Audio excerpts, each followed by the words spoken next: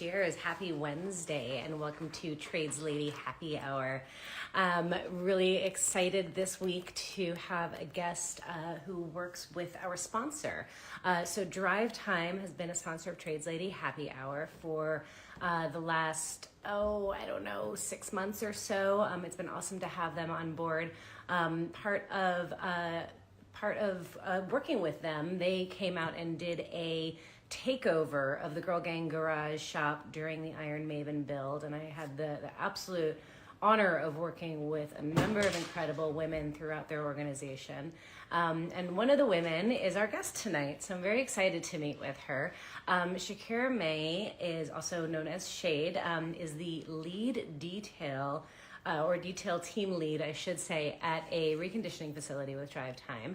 And I'm really excited to hear more about her story. I didn't get to spend a whole heck of a lot of time talking with her during the takeover because, of course, during the build, everything is all sorts of crazy and insanity. But I was definitely struck by her work ethic and how she was just so enthusiastic about learning new things. She really took to doing some of the new skills with the women that were there right away, and it was really cool to see. So she's relatively early on in her career, although she's got a couple of years under her belt, and I'm excited to hear about her journey. Before I bring her online, though, I do want to, of course, thank Drive Time for being an incredible partner for Trades Lady Happy Hour, for being a huge promoter and supporter of women in the trades. But I also, more importantly, want to thank you guys because if you didn't watch and if you didn't keep coming back and if you didn't keep sending me messages telling me how much you all appreciate this series and love meeting the women, we wouldn't still be here. So thank you for all of your support over the last year and a half that I've been doing Trades Lady Happy Hour. It has been just such an incredibly cool experience for me to get to meet all of these incredible women and spend so much time with them, and I hope you guys have enjoyed it as well. Hopefully we will keep doing this for a long time to come and grow it into something even more bigger, betterer than it is currently. So thank you guys for coming back every week and spending some time with me, and happy almost Thanksgiving. I appreciate you guys kicking off the long weekend with us here at Trades Lady Happy Hour. Hope you all have fantastic plans to hang out with family, whether it's by choice or by blood, and maybe take care of yourselves this long weekend and get some much needed rest and relaxation, and I know that's what I'm going to be doing. So without further ado, I'm going to see if Shakira is around. Let's see. Shade. Hi. Hi, Bogi. How are you? I'm well. How are you? I am doing fantastic. Are you at work? Are you at home? No, it's late where you are, right? Yeah, it's 8. I'm at home. Oh, okay. Did you work today or are you off for the long weekend already? We had a half day at work today. So they let us go at 11:30. They made us Philly cheesesteaks. And they let us go. I know, right? And then so we're off tomorrow, and then we have to come back on Friday. So yeah. That's all right. You got big plans for Thanksgiving? Not really. I'm gonna go to my mom's house, and then I'm gonna go to my girlfriend's mom's house, and that'll be it for me. Nice. Yeah. And I've been perusing your profile. You recently bought a house? Is that I right? did in September. Congratulations. That's very exciting. Thank you. Yes. First time homeowner? Mm-hmm. I love it. Very, very cool. Thank you. And I also saw that you're a triplet. Yes, What I the? am. Yes, I am. I saw that picture because it was relatively recently, your birthday, I guess, or all of your Mhm. birthday. And I was Yeah. like, hold up. I did a triplet. Holy Jesus. What was that like growing up? It's definitely an experience. You know, you kind of just get grouped together. You always get known as the triplets and never like really individually. Yeah, But it's like having two built-in best friends, so it wasn't too bad. I love it. Are you guys similar? It's in some ways, yes. One of my sisters, she's a teacher. She teaches Okay. middle school, and the Okay. other one, she's in school to be a CNA. Okay. So, if I asked them to do my job, they definitely would decline. So you're the only car girl out of the group, huh? Yes, yes. So, how did your interest in cars get started? How did you wind up where you're at? Honestly, I think it was just, I don't know if it was fate or luck. I was fresh out of high school and I was working like in the fast food industry. And one of my friends that I went to high school with, he was telling me that his job was hiring in detail. And I had never cleaned a car, so I didn't really know much about it. He said that we didn't need experience. So I just kind of went into it blindly. And that's where it all started, honestly. I started in detail. I only spent about a month in detail before they moved me to another department. Okay. And then they just kept moving me and moving me until I made it to the cosmetics world. And that's where I learned to like touch up paint and mitigate scratches on cars and stuff like that, identify bad body work and stuff like that.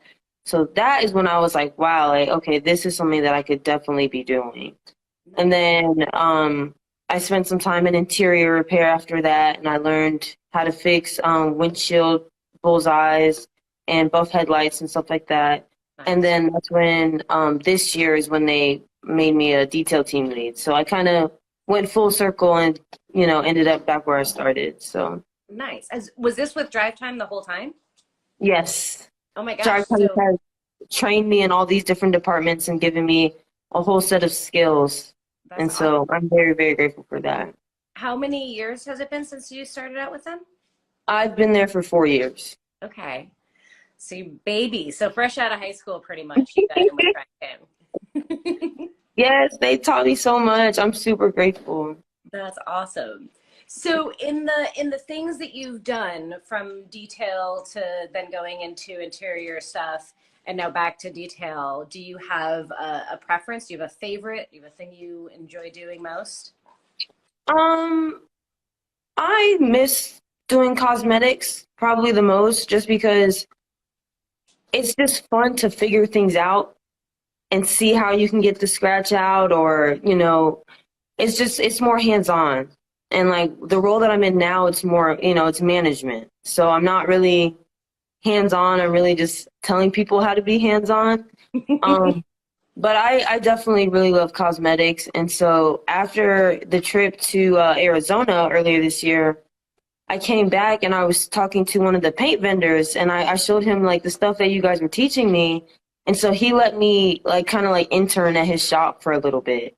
And so Nice. like I would stay late and he would show me like how to prep and stuff like that. So Oh, that's so thanks to cool. you guys, I got to learn, I get to hang out for a little bit at his shop. So it's That's something I definitely want to do. He told me that I should, go to school and do all this stuff. So Or if yeah. Drive Time offers training for it, that would be really cool too, because you Hmm.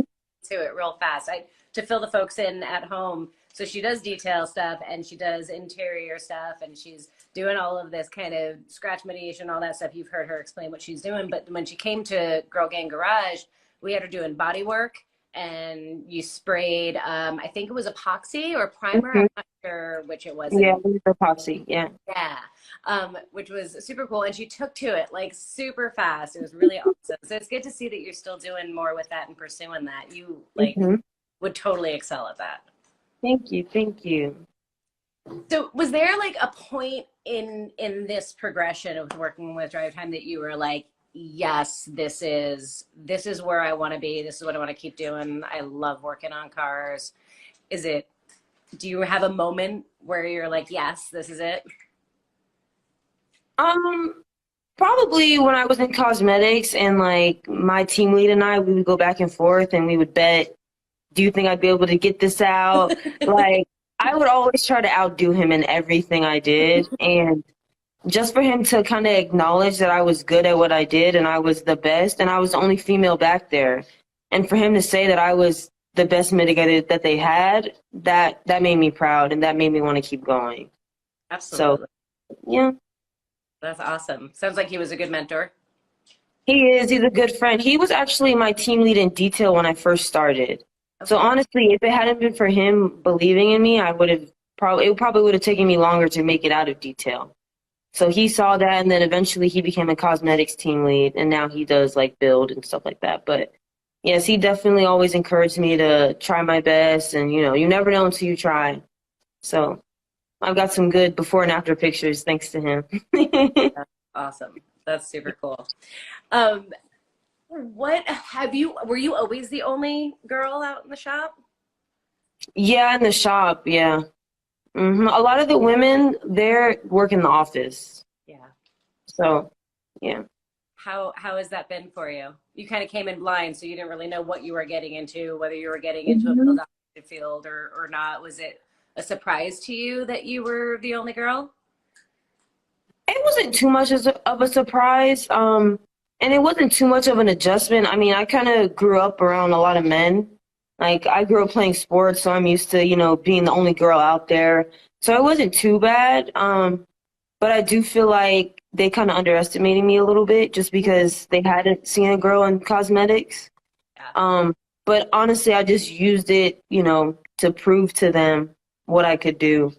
Um, but after a while, they all kind of accepted me and we all joke around and stuff like that. So it Nice. wasn't too bad, but like I'm hoping, as the years go on, more women will make it because a lot of times they'll start in detail and very rarely will they make it out of detail. Like detail is hard work. In our building, we don't have air conditioning, so like in the summer, it's pretty brutal. And tax season comes around, you have to push, and so a lot of the women don't make it out. But when they do, What do you think yeah. it's like? Why do you think they don't make it? Do you think it's just the conditions, or is there a lack of support, or Maybe. I mean, I feel like it might be a little bit of both. I mean, I think the workload is hard for anyone. Um, and maybe I think also they try to get out too quickly instead of taking the time. And then once they see that they're not moving fast enough, then they just quit. But like there is a silver lining. I remember like there have been times where after detail, I went into this department called distribution, and I was in there for a year. And that's working outside. So I've been in the heat, the rain, the snow, all of that. And I became pretty discouraged too. Like I was just like, I don't know if I really like this. But because I stuck it out, I'm where I am today. So I think a lot of times it's just being patient, trusting the journey. Like you're gonna have just as many bad days as you are good days. So I don't how know. how did you get out of distribution? If you weren't liking it, you were feeling discouraged. What was that like? Did you ask to be moved out? Was it like what was the turning point for you that Well, stick with it? honestly, when I was in distro, things were kind of rocky just because of my attendance. Yeah, that's kind of a rough patch. I was having an issue getting to work on time just because of the situation. And so basically, once you get to a certain amount of points, they won't move you. So that's probably the reason why I was in distro for so long.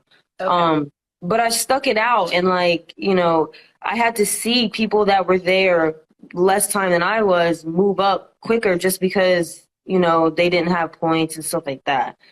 So, I kind of just held on and I was just like, okay. So then they moved me to photos. So basically, I was taking photos of the cars for the website, which is kind of a lateral move. It's not necessarily a promotion, but I took it anyway. I could have said, no, I don't want to move. It was the same amount of pay. Um, but because I did that, that's when they wanted to move me to do data entry. So each position was like a stepping stone, you know what I mean? And so like each position, I tried to be the best, in every single position. And I did that. So like I made it to photos and I made a name for myself in photos. And after that, when they moved me to data entry, that was technically a T1 level position. So What's technically T1 is like entry level technician. okay? So now I've always wanted to go the cosmetic route, but in order for me to do data entry, I had to like learn how to change tires and balance tires and stuff like that. And Interesting. so that was very different for me because, I've never done that before. Sure. And my ops manager at the time, I'm not gonna say doubting me. He was just a little You can I, say it's true. I got a little weary about me doing that because obviously there's no female mechanics at my shop. And so for me to go from, doing kind of lighter work in photos to working on a tire machine all day. He wasn't so sure, so he would ask me a lot, like, "Are you sure you want to do this?" I'm like, "Yes, Justin, I'm sure I want to do it. I'm sure." And so, I was a T1 for a little bit, and then they kind of switched up the way they did things, the whole process. So then he let me segue from being a T1 to cosmetics, which is like unheard of. Interesting. Interesting. Yes, but I mean, everything is a stepping stone. So, Do you have a goal in mind of what you'd like to, like a position you'd like to see yourself grow into there? I'm kind of open. I'm in it. So with me being a team lead now, I feel like the only way for me to go back to cosmetics would be if I kind of demoted myself, maybe. So like the role that I'm kind of playing now, I'm kind of playing like a hybrid role between detail and cosmetics. Okay. So there is a team lead of cosmetics and there's another team lead of detail. So they kind of want me to play the middle ground because we had a cosmetics ops manager and he left to be a buyer for the same company, just different position. So he works from home. So I feel like they're kind of gearing me toward being a cosmetic team lead, which I wouldn't be against. I'd be back doing what I love to do. Um, so I wouldn't mind doing that, but I do want to still grow as a cosmetic technician. I don't want to feel like I'm just telling people what to do. Um, I do want to get back to my friend's shop at some point. I don't have as much time as I used to, but he definitely taught me a lot of stuff. And like the best way to learn is to just get my hands dirty and do it. Yep. So with me in my new hybrid role, I've been like validating paint cars, so cars that are coming back from the vendor, checking to make sure they look okay. So like I've been communicating with that vendor also, and he's been going into the details of body work and all this stuff like that. So it's very exciting. I'm hoping that I can grow as a cosmetic technician in my new role. So Nice. I like it. yeah. How has been transitioning to being a lead been? I mean, you're young, you're the only woman back there, and now you're a team lead. How has that been for you? It was a little hard at first because, as you know, I don't talk a lot. I'm very impressed, by the way. Like, this is more words that I've heard out of your mouth than like, Yes, yes. So like when I was just an associate, I would just go through the day, with my headphones in, kind of keep my head down, do my work, and not really communicate with a lot of people. this So doesn't. as a lead, I had to venture out, and not only did I have to meet, a group of people that I hadn't known before, but then I had to learn how to manage them and kind of get them to trust me blindly because, I was in detail 4 years ago, 4 months. Right. So I had a lot of catching up to do, but I'm grateful for it because it's giving me a whole set of skills. Like I know I can be a people person, but it was just outside of my comfort zone. Yeah. So now I'm comfortable with them, and now it's like I'm not gonna say they're my best friends because that's pushing it, but I see them 5 days out of the week, and I spend most of my time with them. I'm very comfortable with them. We have an understanding. We respect each other. So it's been a little tricky, but they've seen I can be your friend, and then they've also seen I can be your worst enemy. Like let's just be respectful. Let's just do our best, get through the day, and then we can go home. So it's definitely been an adjustment, but I'm glad I made it for sure. Do you feel like it's affected your life outside of work, having been like kind of forced out of your comfort zone to be that lead position? Yeah, I think so. I mean, I think it's taught me to stand my ground more, especially when you're managing 10 other people and they have questions and opinions that kind of go against things you say. And I'm trying to tell you, no, as your team lead, I disagree with you. I think definitely I have more of a voice. I'm not going to back down as easily as I would before. I'm not as nonchalant as I was before, just kind of like, going through the day. So I definitely feel like it's made me a stronger person for sure.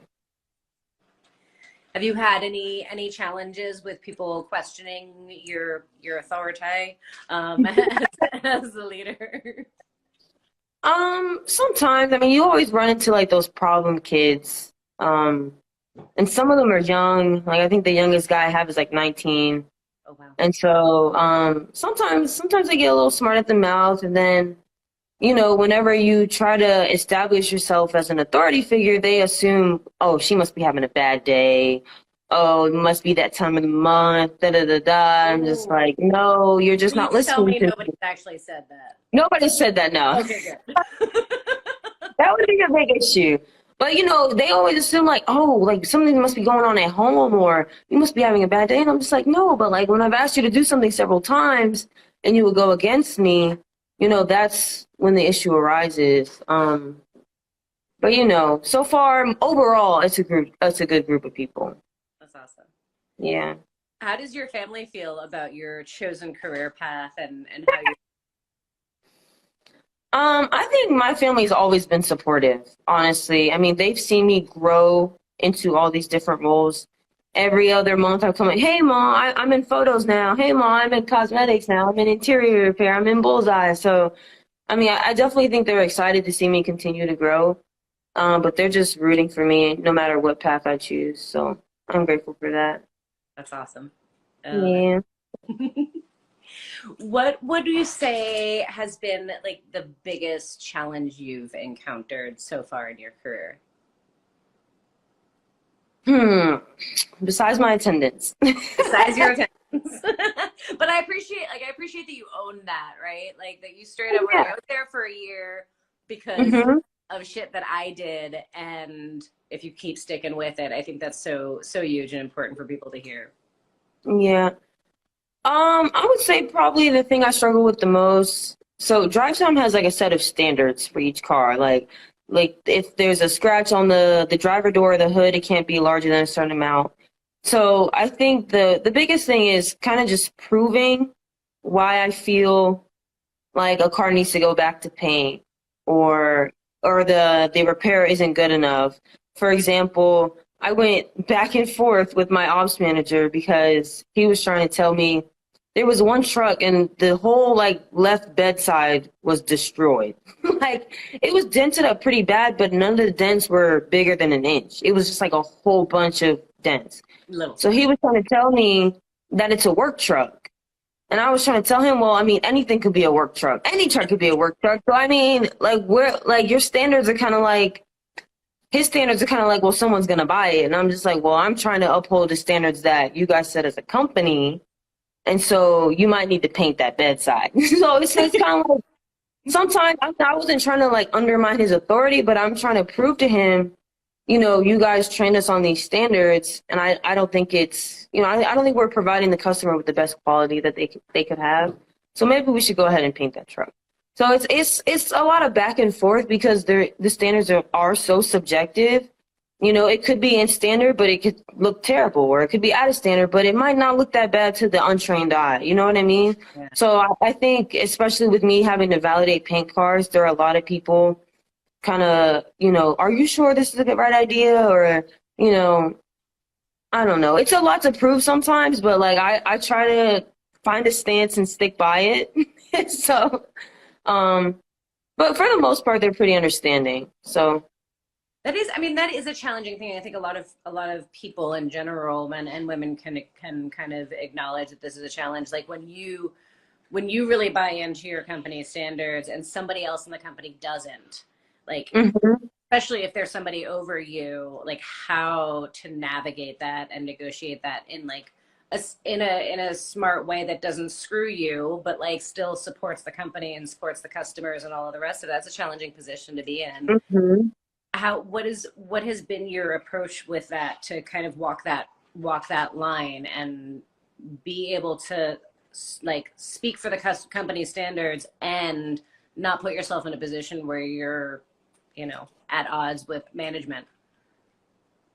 I think it's definitely a delicate situation because, 9 times out of 10, the customers don't are not, trained paint technicians or whatever. They're not like diving deep into the body work or Right. whatever. And at the same time, I'm also not trying to make it so, they're painting the whole car, every single car. Like, you know what Right. I mean? So it's like it's a delicate balance, but I just try to think like, would I want to buy that car if I saw it in the lot?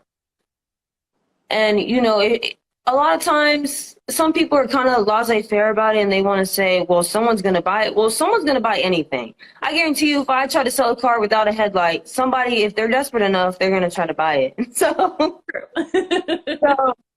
I just try to think like, okay, if this car's sitting on the lot, what are you going to be able to see on the outside? Because, I mean, we are selling these cars outside. So when they go inside and we have to validate the cars, they're under bright lights. So you can see every scratch, every dent, every dimple.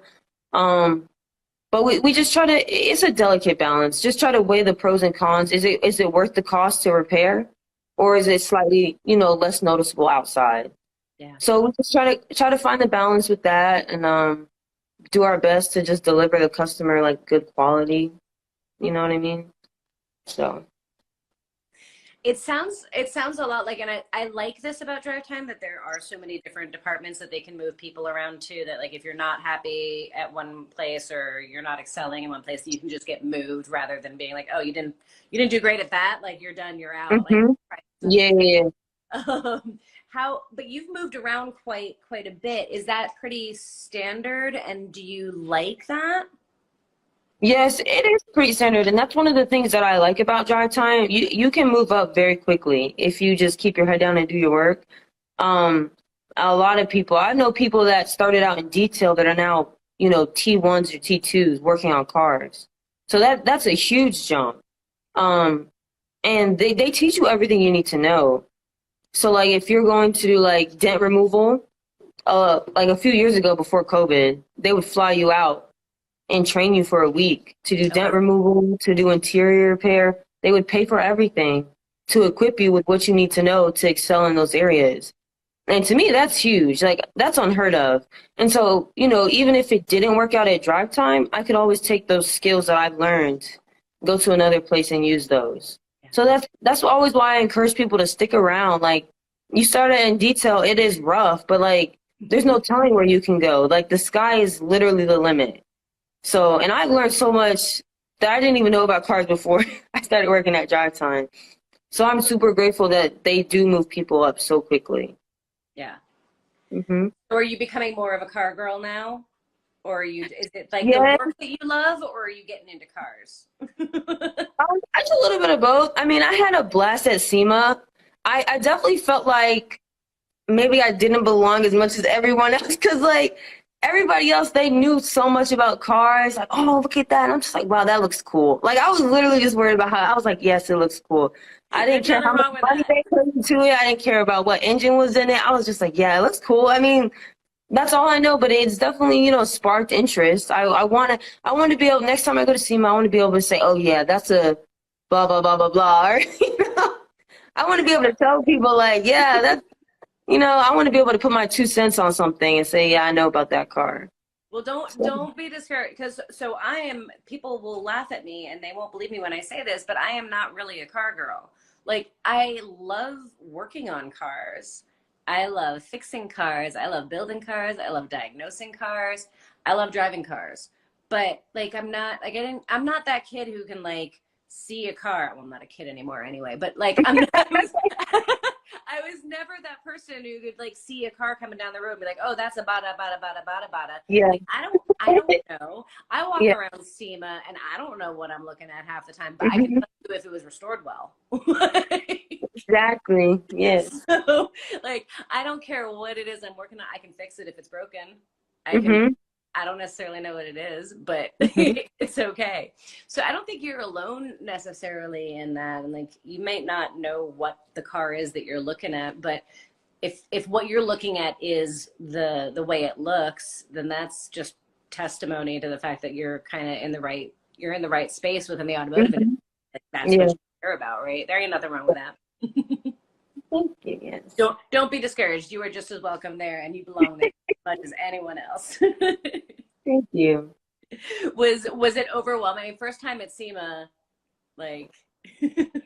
Yes, it was very overwhelming. It was overwhelming just being in Vegas. Like, I've never been there. I've never, flown that far by myself. So that was an experience. Yeah. And then everything was expensive. Everything was crowded. I was just like, wow. I mean, I was grateful for the opportunity for sure, but even at SEMA, I was like, I felt like I was in Universal. I walked so much, and I probably still didn't see half of the stuff that was, being displayed. Yeah. So it was definitely great. I definitely want to go back so I can make sure I do everything. Was there anything in particular that you enjoyed or that like stood out to you at SEMA that was like, I don't know, surprising or interesting or I don't know. So anything that stand out? Um, I saw like a few cars that I liked the paint. The wraps were pretty cool. There were some like monster trucks there. Um, I mean, I think everything was just incredible. Like the Iron Maven, I mean, we were all blown away. You guys saw the show, by the way. There were several other cars being unveiled, and nobody was paying attention except to the Iron Maiden. You guys saw the show. So Well, we yes, had a nice crowd. yeah, everybody was there. Everybody was there for you guys. I was just like, wow, that's really incredible. But yeah, I was blown away. You were part of that, girl. One of those fenders has your name on it. One of those doors has your name on it. Yes, I remember. It's so hard to believe, honestly. Everything came together. Well, it seems like for me, from the outside looking in, everything came together quickly. I'm sure for you, it was a long, grueling process. It was. Well, yeah, because you were there, like a particular glimpse and moment of it, and then to see it, I think that's what's so interesting for like so many of the ladies who participate. They see this one piece of it, and then they see it all together. Yep. Crazy. Was participating in the Ironman, was that your first time like seeing and being involved in a car kind of in that stage of things? Mm-hmm. Yep. Does it make you want to do it more? Yes. It was nice because I got to learn so many things from different people, and I got to meet, the other women at Drive Time. I've never seen them before. None of them, live in North Carolina, so it was also incredible to see so many female technicians also. Because when they told me it was a bunch of women, I was just like, oh, like I felt like I was out of place because I'm like, I'm not a builder. I don't know how I'm supposed to help these people work on this car. I mean, I'm going to do my best, but I was just like, oh, I'm kind of out of my element. But, to see everyone come together, no matter which department they were in, and we all played a role, that was very heartwarming. So, yeah. Was it your first time meeting or working with any other women? no, I mean, there was a few women. There's one team lead. Her name is Katina. She's been at Drive Time for like 17 years. Oh, wow. And apparently she used to be a builder. That was before my time. But yeah, she's well known. Okay. And I gotta get connected with her. yeah, she used to be a builder. She's been in detail. She used to be a detail team lead. Now she's the cosmetic team lead. So she's kind of played a role in many different, areas. And she knows everything. She's been there for so long. Pretty much since the company has been at that location. That's incredible. So, yeah. She's always inspired me. Like it's always just been her and I in the shop. When she came from detail, and she always has like warm words. She always makes me feel welcome and encouraged and stuff like that. So I'm grateful for her too. That's awesome. You've had some pretty awesome mentors, it sounds like, and awesome folks that you've worked with. I'm sure you've had some that have not been as great. I feel like we talk a lot in Happy Hour about mentorship and like how people can be good allies and be supporters and good mentors. Like to you, like what is it that makes somebody a good mentor, and like what are your words of advice to folks out there, like if they have a young person at their shop, like how to be a good mentor? I think definitely reassurance, I think, is the biggest thing, especially when you're kind of sculpting someone in a new role.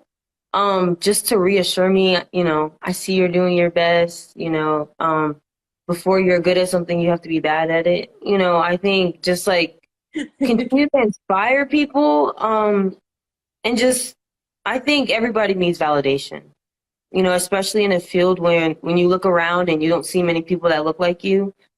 It feels, makes me feel safe to know my little bit matters, what I'm doing matters. So I think that's the biggest thing that helped me get through this whole process is just having, Jason and Katina like reassure me, you're doing good work. And those words, they mean a lot to someone that's unsure, you know what I mean? And so just the reassurance really is the biggest thing, encouragement, um, constructive criticism. Yeah. Isn't it amazing? Like it takes so little, doesn't it? Like just like those simple words, like you're doing a great job, keep it up. Like it takes so little Hmm. to say that, and Yeah. how much of a difference it makes to a young technician coming up. Mhm. Oh, definitely, yeah. Excuse me. All right, so I gotta ask, in your time that you spent doing tires and some of the Tech One stuff, no temptation to get into the mechanical side, huh?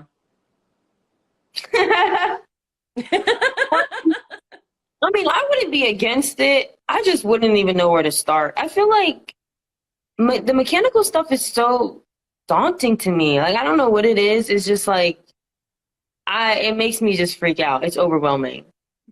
Like when I see them work on cars and like they take everything apart, I'm just like, how do you even remember where everything goes? Like I already forgot. Like as soon as I take something out, I already forgot. It's definitely confusing. I mean, maybe later on. I thought about it for a moment, but I think the cosmetics may be more my route. I mean, there's no judgment, but of course, you know I'm biased, right? Hmm. Yeah, it just seems so overwhelming. I don't know. That's all right. Fair enough. Yeah. Um, so what do you do outside of work? What are your hobbies? Let's see. I like to read. I like to go hiking with my dogs. Yeah.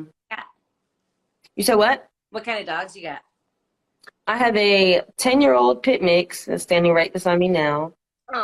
And I have a boxer who's old, but I don't know her exact age, but I know she's borderline senile. Oh, Yeah, she's getting there. So those are my old babies. nice. Very cool. Yeah. I saw your cat just Oh, walk by. yeah, they are crazy. I'm surprised they're not actually all up over me right now, but I think it's because I've Okay. actually been home a little bit, so they're a little bit more chilled out now. They're Hmm. the first couple of weeks after SEMA, they're like, "You're home," and they wouldn't leave me alone. Yeah, But because you were there all week, weren't you?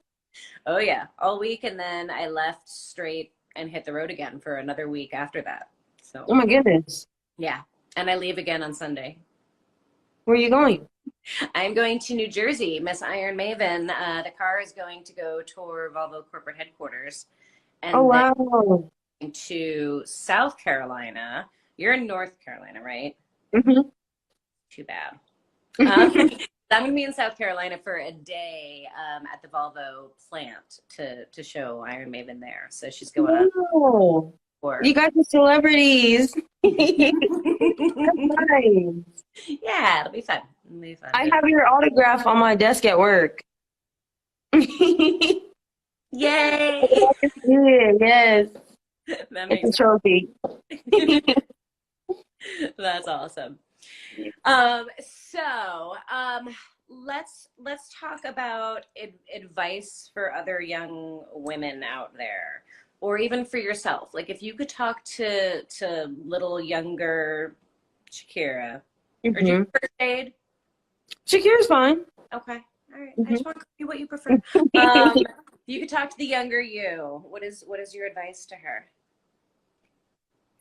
Definitely to be more confident. Mm. Um, Even if you feel like you don't belong, act like you feel like you belong. That's Fake it hard till you though. make it. It is hard, but definitely fake it till you make it.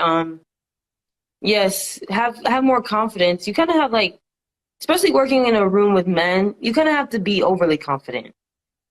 Just walk with your head held high because sometimes you get the wrong person, like they kind of feed off of it. Oh, like, well, what's wrong with you? Are you here? Da da da. Do you feel like you don't belong? Blah blah blah. Just to be certain of yourself. Don't let anyone tell you otherwise. Know you're here to make a difference. Your learning matters. I don't know. Be patient with yourself.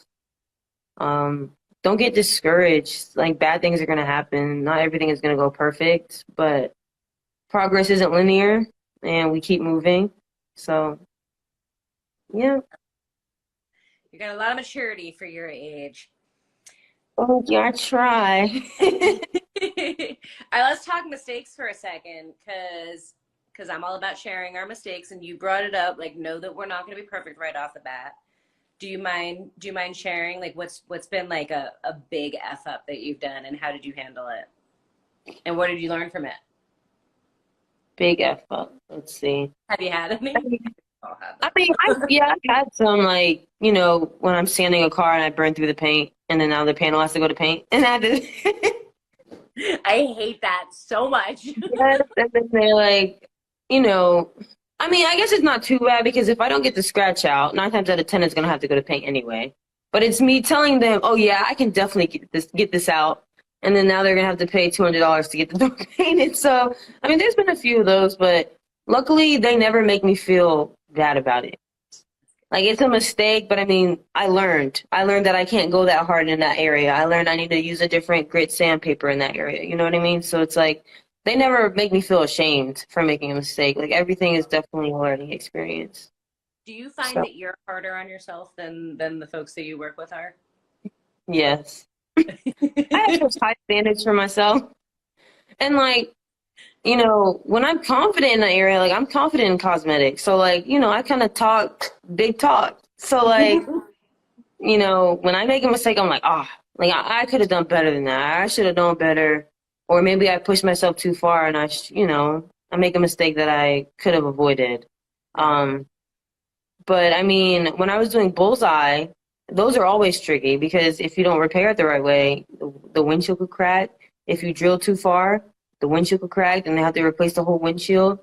So I mean, there's always been times where I broke the drill inside the glass and then I had to like fish it out very carefully.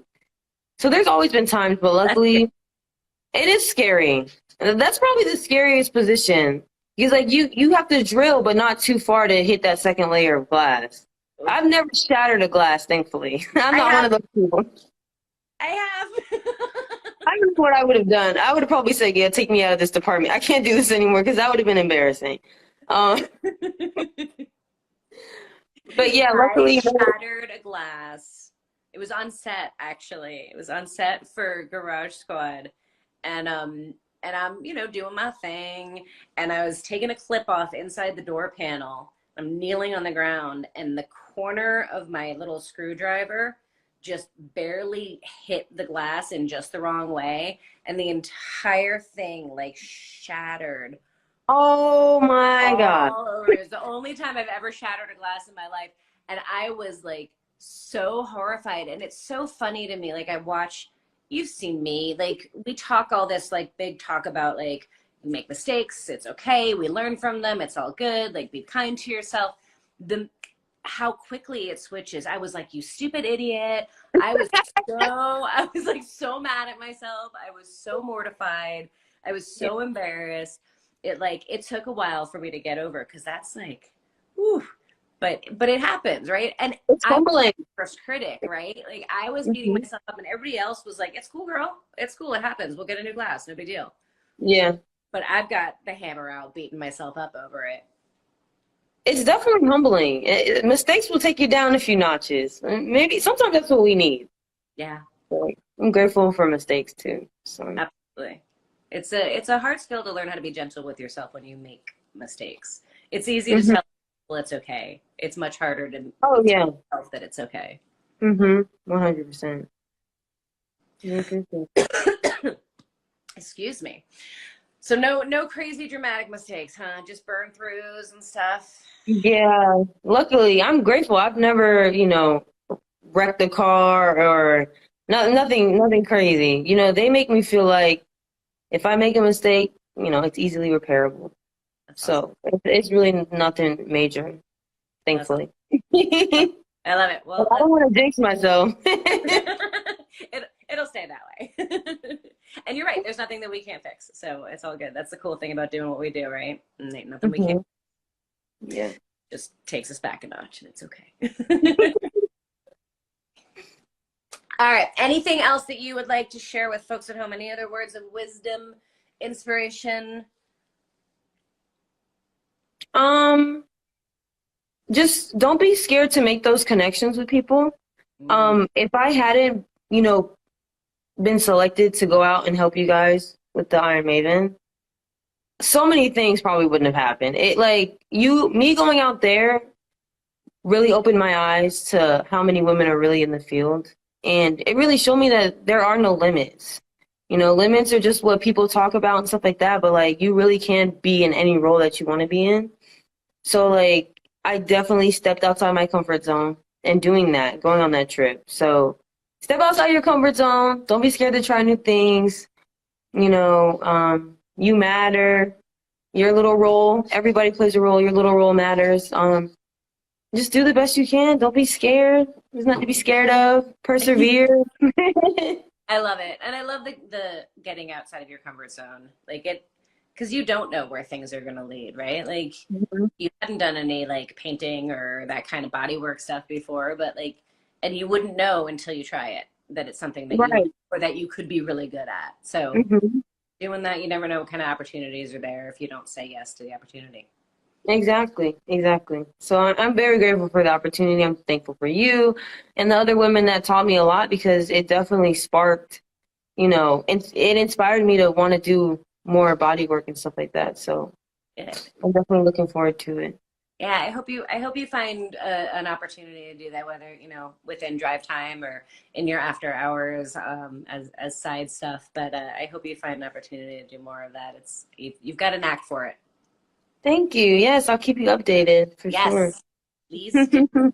And I wish you were in South Carolina instead of North Carolina because then you could come down to the plant and see the car and we could hang out. But What day are you going? um, the I think I'm there on the 6th. I fly in on the 5th and then I'm there on the 6th. Is that a weekend? It is a Tuesday. December 6th. It's during the week. Mhm. You probably have work and stuff. Yeah, well, I'll let you know. I might be able to take off, honestly. It's nothing to take the drive. It's not that far. I'm gonna get a call from your boss. Like, what are you doing? If it's for you, they might give it to me. They might say, "Oh, it's for Bogi." Yeah, definitely. Don't worry about it.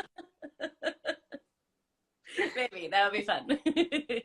All right, girl. Well, I thank you so much for coming and hanging out with me for an hour and for saying yes. I know that you're shy and I'm scared. you did fantastic. You're Thank you, wonderful. thank you, I thank you. and you should open up your mouth more often because you've got wonderful things to say and you're a talented young woman and you've got a bright future ahead of you. I have zero doubt about that whatsoever. And so I'm grateful that you said yes. Thank you so much. Yes, thank you for having me. It's been a pleasure. Absolutely. And thank you guys all at home for being so awesome and for coming and hanging out with us. Huge thank you again to Drive Time for supporting women in the trades, obviously, like Shade here. Supporting women, being good role models, and being good mentors to women in the trades. I really am grateful for folks like Drive Time and other companies that are supporting women out there. So thank you, and everybody at home. Thank you guys for tuning in. I hope you have a fantastic Thanksgiving weekend. Be good to yourselves. Be good to one another. I know that family can sometimes be challenging, so be gentle with yourselves. And until I see you next time, take care of yourselves. Have a fantastic evening. Bye, guys. Bye.